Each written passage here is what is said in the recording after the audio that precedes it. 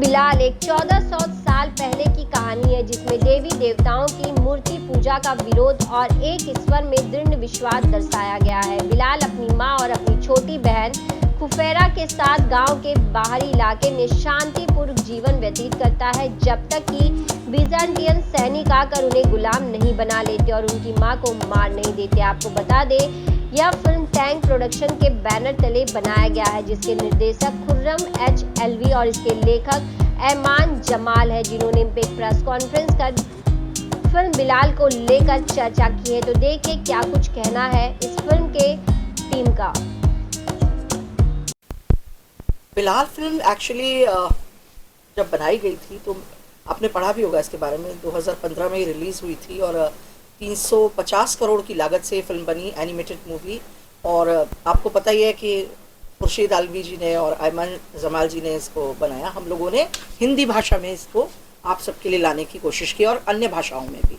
और वो आपने बहुत सही बात कही कि एक सकारात्मक दृष्टि से देखा गया है किसी एक धर्म को। कई बार नकारात्मक दृष्टि से जब हम किसी को देखते हैं तो हमें उसकी जो खूबियाँ हैं वो समझ में नहीं आती। तो मुझे लगता है कि इस मूवी के माध्यम से एक खूबी समझ में आती है कि हम सब जो इंसान हैं या जो मनुष्य जिन्हें हम कहते हैं, हम सबका लक्ष्य है कि एक समानता, न्याय, स्वतंत्रता के लिए संघर्ष करना और उसे पाना। और इस मूवी के माध्यम से ये बहुत ही सुंदर जो संदेश है वो सब तक पहुंचेगा। और एनिमेटेड मूवी के माध्यम से आजकल क्या हुआ है कि देखिए युवाओं को भी, बच्चों को भी और हर उम्र के लोगों को आप जोड़ सकते हैं सिनेमा से। और OTT प्लेटफॉर्म पर कोई भी फिल्म आने का मतलब ये होता है कि आपकी हथेली पर रखी है वो फिल्म, आप जब चाहें उसे देख सकते हैं। बाकी जगहों पर उसकी एक सीमा होती है, एक लिमिटेशन है, रेस्ट्रिक्शंस है कि मैं सिनेमा हॉल में मुझे टिकट्स मिलते हैं कि नहीं मिलते हैं, मैं कब जाऊं, मेरे पास कब टाइम है कब नहीं है। ये आपके पास है, आपके मोबाइल पर है, आप जब चाहें इसे देख सकते हैं। ये बिलाल फिल्म जो बनाने का जो उद्देश्य था वो यही रहा कि दुनिया में लोगों को बहुत सी चीज़ें दिख रही हैं किसी खास धर्म के बारे में, लेकिन ये नहीं पता चल रहा कि किसने उसकी किस तरह शुरुआत की, उसके लक्ष्य क्या थे, उसके उद्देश्य कितने खूबसूरत थे। धीरे धीरे कैसे विसंगतियां और विकृतियां तो हमें दिखती हैं, लेकिन उसमें जो सकारात्मकता है वो देखने की इस फिल्म के माध्यम से कोशिश की गई है। सर, आपसे जानना चाहूँगा कि अभी कुछ ज़्यादा समय नहीं हुआ और वो चल भी रही है, एक छावा फिल्म आई थी। छावा फिल्म आने के बाद एक धर्म के प्रति एक अलग नकारात्मक जो भावना चली थी, लेकिन बिलाल जो फिल्म मैंने पूरी कंप्लीट देखी है और तुरंत ही मैंने कुछ गूगल पे भी सर्च करना शुरू किया तो मुझे उसमें सकारात्मक चीज़ दिखी है और बहुत ज़्यादा दिखी है। फिर आप कुछ बताना चाहेंगे? देखिए, कहानी को प्रेजेंट करने के तरीके अलग अलग होते हैं। एक मैं कहता हूँ कि साहब मैंने अजान दी, ठीक है, मैंने ये अपने धर्म के लिए ये किया। एक ये होता है कि मैं उसको एक सिंपल सी कहानी के रूप में आपके सामने प्रेजेंट करूँ उस चीज़, तो वो चीज़ आपको समझ में आती है। आज मैं कहता हूँ सब एक मुस्लिम धर्म में फिल्म लेकर आ रहा हूँ, बिलाल, हज़रत बिलाल पर मूवी है। मैं समझता हूँ काफ़ी लोग उसको देखना पसंद नहीं करेंगे, यहाँ धर्म का कुछ एक आवरण आ जाता है, तो बहुत सारी चीज़ें ऐसी होती हैं जो कि आपको रोक लेती हैं। वहीं मैं कहता हूँ मैं कहानी दे रहा हूँ जहाँ की एक बच्चे के साथ बहुत जाती होती है, धीरे धीरे करके वो आगे बढ़ता है और एक नई सिस्टम को एक जागृत करता है, खड़ा करता है वो आदमी, ठीक है। उस पर मैं उसको बताता हूँ तो उसको लगेगा हाँ यार देखता हूँ क्या है ये चीज़। फिर एंड में जाकर उसको तथ्य मालूम पड़ता है कि तो वास्तव में ये चीज़ घटना घटी थी, तब जाकर ये चीज़ बनी थी। वरना आज कोई भी धर्म है वो अपनी एक काफ़ी लोग उसको पसंद करते हैं, उसमें नकारात्मक भी होती है, पॉजिटिव चीज़, सब चीज़ें, दोनों चीज़ें होती हैं। तो इस फिल्म में भी यही चीज़ है। कुछ फिल्में होती हैं जो पूरा कहकर बनती हैं कि सब ये धर्म को लेकर बनी, जबकि ये धर्म नहीं, एक उद्देश्य को लेकर बनी हुई फिल्म है। तो अब आप देखेंगे, आपने देखी, आपको अच्छी लगी। इसीलिए हजरत बिलाल नाम रखने की बजाय नाम है Bilal, a new breed of hero, जो आपको कनेक्ट करता है उनसे। जो हीरोइज्म है उनका वो इस स्ट्रगल में है कि हम लोग सब एक जैसे पैदा होते हैं, फिर हम ऊंचे नीचे, छोटे बड़े, इस रंग रूप के उस रंग रूप के ऐसे कैसे हो जाते हैं। तो मुझे इसकी जो आवाज़ है, वो जो एक वॉइस रेज करता है, वो है समानता की आवाज़। और समानता की आवाज़ के लिए आज से ही नहीं, हज़ारों सालों से कोशिश हो रही है। आपने कार्ल मार्क्स और लेनिन की कोशिश भी देखी होगी, साम्यवादी कोशिश, वो भी तो समानता के लिए। लेकिन वो जिस तरह से कोशिश कर रहे हैं वो आपके दिल को छूती है, क्योंकि वो उस सब संघर्ष से गुजरते हैं और फिर उसके बाद उस इक्वालिटी की बात करते हैं। तो मुझे लगता है बहुत अपील करती है ये आपको। ये दूसरी बात इसमें आप ये भी समझिए कि अभी अजान का काफ़ी शहर काफ़ी मतलब राज्यों में अजान को लेकर काफ़ी बातें हो रही हैं। अब अजान कब शुरू हुई, किसने दी पहली अजान, तो और कहाँ दी, तो वो भी एक आपको मालूम पड़ेगा कि अजान कैसे शुरू हुई। तो जो हज़रत बिलाल ने जो अजान फर्स्ट अजान दी थी, उस वक्त तो मैं समझता हूँ लाउड स्पीकर कुछ नहीं हुआ करते थे, तब उनकी आवाज़ में लाखों लोग सुना करते थे उस अजान को। तो आप सोचिए कि जिस व्यक्ति ने अजान दी उसकी कहानी लोगों को मालूम होनी चाहिए।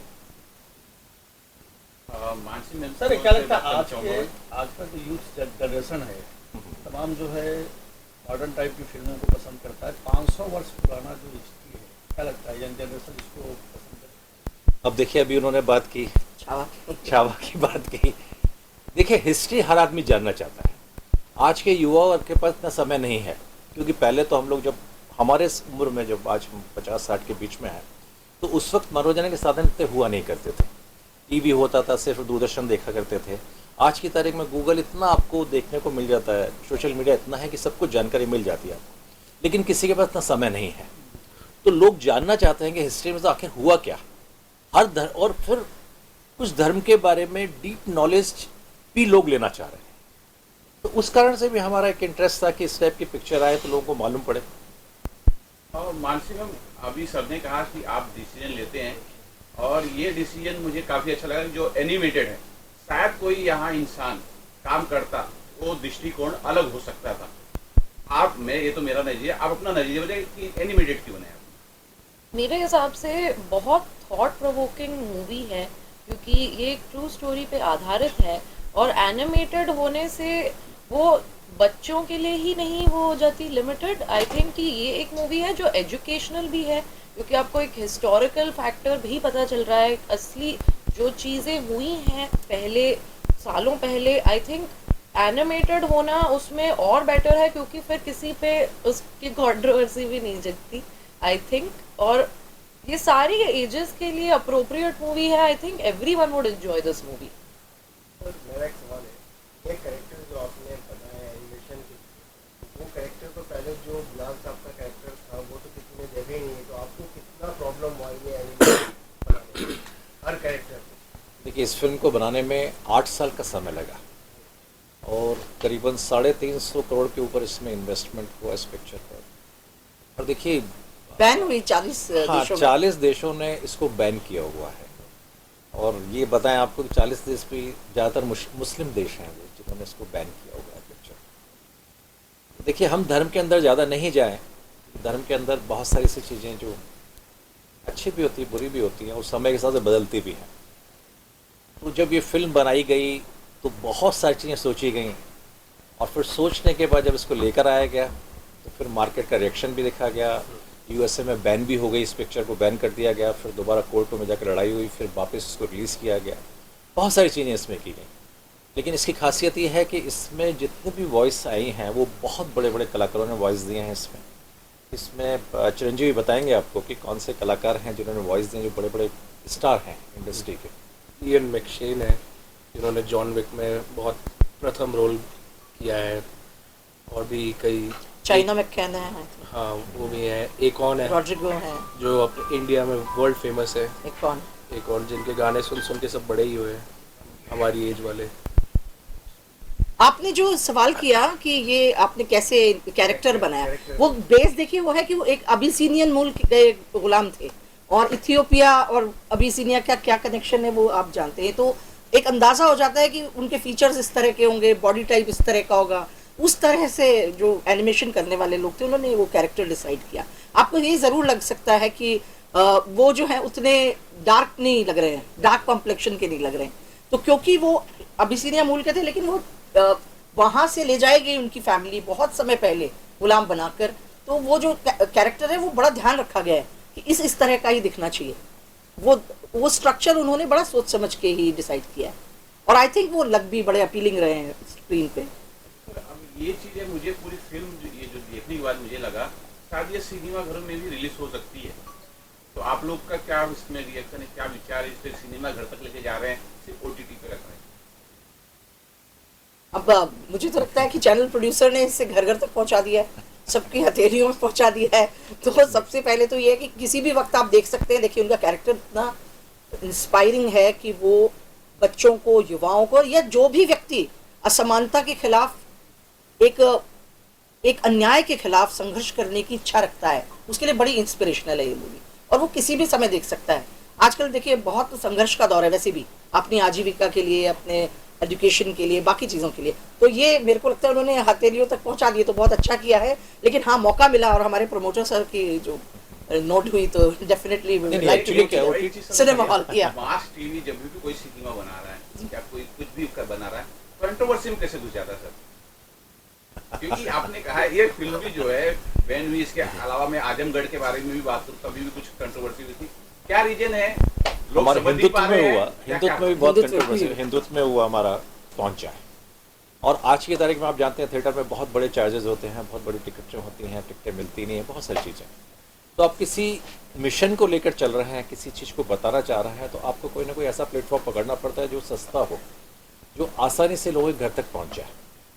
तो इसलिए भी हमारा उद्देश्य था कि हम OTT प्लेटफॉर्म पर लेकर आए। सिनेमा का सबसे बड़ा दर्शक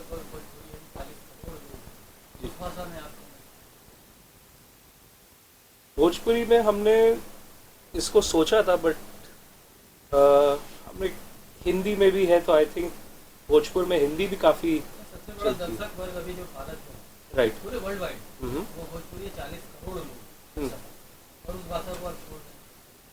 नहीं, जल्दी ही मास टीवी आपको इंडिया की मोस्टली लैंग्वेजेस में देखने को मिलेगा। लेकिन सर्वप्रथम जो हमारा अभी 2 साल हमको मास टीवी को हुए हैं, तो सबसे पहले हमारा था हिंदी का सबसे ज़्यादा व्यूअरशिप होती है, तो हिंदी को पकड़ा जाए। तो बंगाली में हम लोग ला रहे हैं, साउथ की 3 लैंग्वेज में हम ऑलरेडी हैं अभी। अब इसके बाद धीरे धीरे स्टेप बढ़ता जा रहा है। हमारे उस चैनल पर कुछ फिल्में हैं जो भोजपुरी में हैं, राइट। अगर आप देखें तो उसमें भोजपुरी में मूवी हैं हमारे उसमें चैनल के अंदर, जो हमने एक्सक्लूसिव भोजपुरी ही डब की हैं। और वो फिल्में भी छोटी नहीं है, करीबन 150-200 करोड़ की मूवी स्नेक 3 है, वो सिर्फ भोजपुरी पर है, जो हिंदी में नहीं लाए गए हम लोग उसमें। एक और सवाल उठता है, जो लास्ट एंडिंग आपने दिखाया है, सभी लोग खड़े होते हैं और बिलाल कुछ बोलना चाह रहा है और वहीं स्टॉप हुआ, वो नियत बांधते हैं अजान अब वो की। नेक्स्ट पार्ट बनने वाला है या नहीं? अब ये तो एक रहस्य है। और जी देखिए, अभी तो सबसे पहले हम जो दर्शक हैं यहाँ के, इंडिया के दर्शक हैं, क्योंकि सार्क कंट्री में रिलीज़ हो रही है सब जगह, क्योंकि सार्क में हर जगह पर हम इसको रिलीज़ कर सकते हैं मूवी को। तो सर्वप्रथम हम देखते हैं कि यहाँ पर क्या रेस्पॉन्स आता है, क्योंकि कई फिल्में ऐसी होती हैं जो बहुत बड़े बजट की फिल्में होती हैं जिसको लोग पसंद नहीं करते, और बहुत छोटी फिल्में होती हैं जो सक्सेस हो जाती हैं। अब ये कहानी हमको अच्छी लगी, अब हम चाहते हैं दर्शकों को अच्छी लगे, लोग देखें इसको, चर्चा करें इसके बारे में, जैसे अभी कुछ फिल्मों की चर्चा काफ़ी हुई है। और दूसरा सबसे बड़ी बात क्या है कि अभी तक आपने देखा होगा कि ईद पर जो भी फिल्में आई हैं, जिन भी बड़े स्टार कास्ट की फिल्में आई हैं, तो या तो लव स्टोरी हुई या कोई एक्शन ड्रामा हुआ, ये पहली बार ऐसा हो रहा है कि ईद के दिन एक धर्म विशेष की फिल्म आ रही है। क्योंकि हम कहते हैं सब इसका ईद पर रिलीज़ है, इसका दिवाली पर रिलीज़ है, अब वो कभी धर्म को या किसी त्योहार को लेकर रिलीज़ नहीं हुआ, एंटरटेनमेंट का उसमें थोड़ा ज़्यादा। तो अभी कुछ लोग मुझसे पूछ रहे थे कि इन दोनों में, आप सिकंदर भी आ रही है, आपकी भी आ रही है, दोनों में क्या कंपेरिजन? मैंने कहा वो दोनों डिफरेंट जॉनर हैं। सर, जब भी ना कोई धार्मिक टाइप की फिल्म आती है, उसको प्रमोट करने के लिए किसी संस्था के साथ लोग जुड़ जाते हैं। जैसे बिलाल आई है, अगर ये मैं नहीं जानता, मैं उस धर्म के बारे में विशेष जानता भी हूँ, अगर उस मतलब ये जानता हूँ कि हाँ मौलवी होते हैं, मौलाना होते हैं, अगर उनको अगर दिखाया जाए फिल्म, तो शायद ये बड़े पैमाने पे ये जा सकती है। क्या ऐसा कुछ करने की आप लोगों ने योजना की? हमने तो फिलहाल ऐसी कोई योजना इसलिए नहीं रखी है। देखिए, हम इसे एक यूनिवर्सल फिल्म के रूप में देख रहे हैं। हम जो इसके मैसेज को समझ रहे हैं वो एक यूनिवर्सल मैसेज है।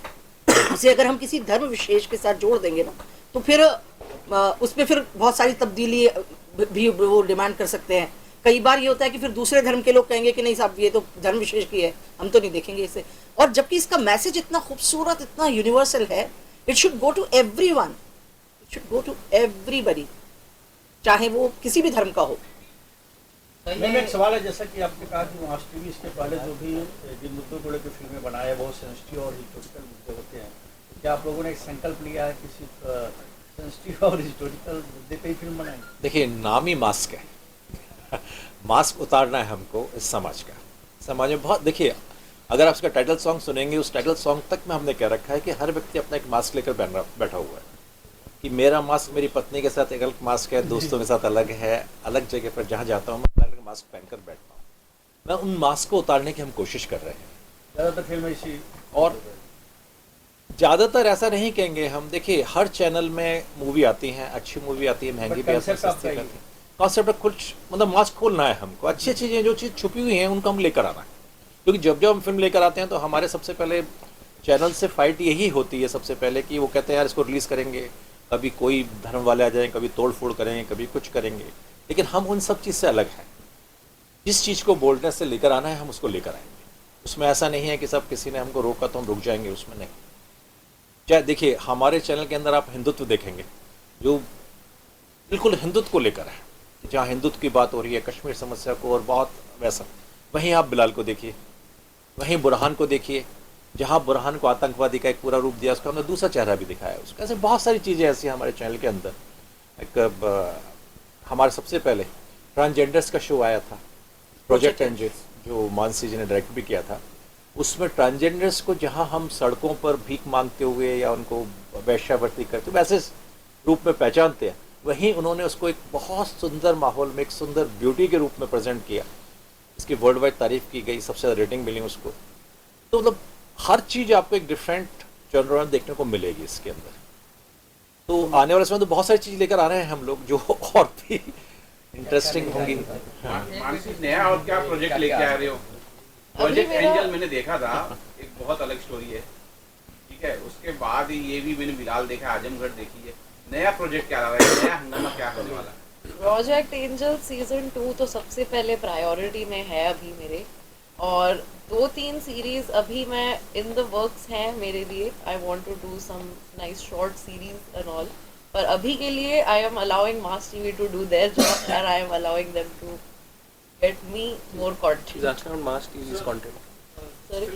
Mass TV content का पूछा। So, did you face any opposition by any stage while making? Please pardon, I don't understand. Please tell me. Film gives an anti-slavery Yeah. message. Exactly. So, did you face any opposition at any stage while making it? When this film was being made, actually, there was an opposition by 40 countries. Actually, they didn't want this film to voice against this slavery or this thing. No, it is an old history, they said, and why are you trying to show this kind of a negative history about us? That is why it was banned. Fortunately, You got it? Mass TV has not faced Yeah. any opposition. No, we Because didn't, we but are an but OTT. no, but this movie exactly. This movie, yes, it has faced opposition from those countries which still have their monarchy and all. No, they don't want. Animation in this film is Yeah. excellent to the core of the film. So, how did you manage to pull off such a great kind of animation? And what was the budget for the animation? He has told you that. This is more than 350 CR. It's already spent on the 8 years we have spent to make this movie. And all best technicians and best animators, they were working for Best this project. voiceover.